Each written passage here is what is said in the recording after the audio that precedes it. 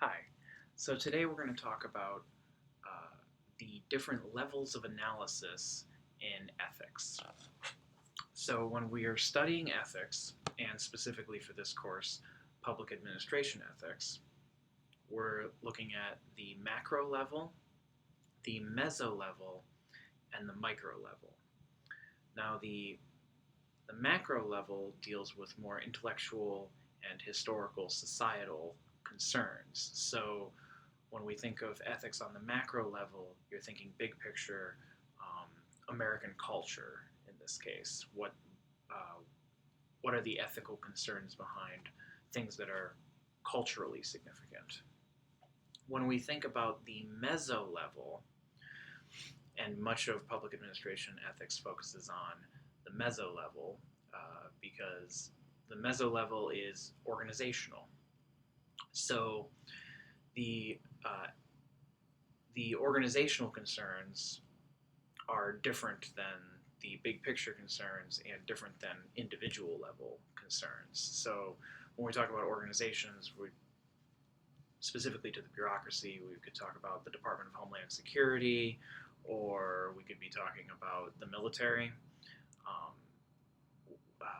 or any other organizations within the public sector. So when we look at the organizational concerns and organizational ethics, uh, we're analyzing the ethical dilemmas within a specific group.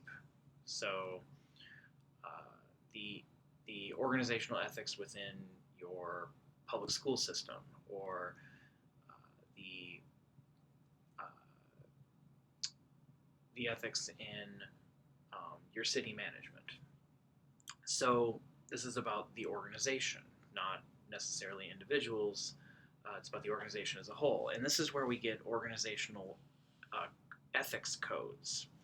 And later on in the semester, we'll be talking about codes of conduct and different ethics codes that are meant to uh, keep people within the organization living up to a standard of the organization. We typically think about these things when it comes to public service in the police force, or some kind of oath that you take to serve the public as a public employee. But one of the most important things to remember when we're talking about organizational ethics is that uh, Miles' law applies. So Miles' law is where you stand depends on where you sit, is the old saying. So so your idea of what's ethical conduct for journalists covering a war zone is different uh, if you're the officers fighting the war than if you're the journalists. So the journalists have a different idea of what's ethical in this case when it comes to their reporting, and the national security experts have a different idea of what's ethical. And so where you stand depends on where you sit, and what organization you belong to matters. So when we're looking at organizational conduct, you take it into consideration uh, that where you stand depends on where you sit. That that the values of the organization are going to be slightly different than values of other organizations. Uh, Implementing codes of conduct is difficult, but it's especially important in the public sector where citizens expect accountability and transparency. So there is a level of consistency across the bureaucracy in codes of conduct and ethics codes because there is this level of accountability and transparency and honesty that's expected from public servants. And we're going to talk about those public service values in later sessions. So let's talk for a second about the micro level. So the micro level is the individual. And while the organizational level, the meso level, looking at organizations is important, and much of public administration research focuses on the ethical practices of organizations, it's hard to do so without at least considering the individual level. So The third level of analysis for studying ethics is the micro level, which is about the individual. So this is easier to grasp in that it's about your individual um, philosophy for ethics. What is the difference between right and wrong? How do we act appropriately? Is it okay to lie ever? And if it is okay to lie, when is it okay? And what does that say about your character? When we're looking at the individual level, we think about our decision making and personally what it means about us, and why does that make us a good or bad person?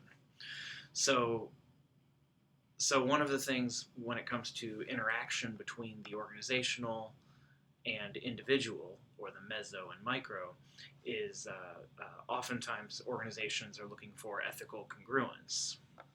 So that's when the individual has the same values as the organization. If you don't value the same things as the military does, you're an individual who's less likely to join the military and be successful in the military. If your values don't match up with the organization you work for, this can create a lot of problems in the workplace. And so, if you have the same values as the organization, so say I'm a university professor, and so as an individual professor, I value education, and of course I value education because I'm a professor. The educational institution should also, Clayton State University should value education. Having the same values, believing that education is should be accessible and is a good thing for all of us, and helping us develop as human beings, makes it so that I'm more likely to be happy within this organization because I agree that education is good. And I know that is a simple example, but there's an ethical congruence there. We have the same values, the organization and the individual. When you have ethical congruence, where the organization is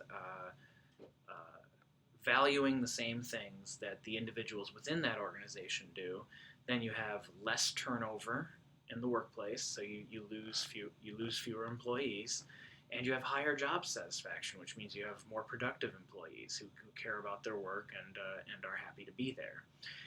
And those are things that you definitely want from your public servants.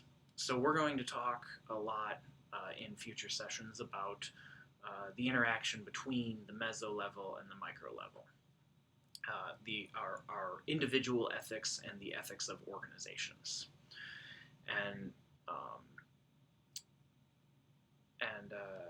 that is all I have right now on the macro, meso, and micro levels of analysis in ethics. Thank you.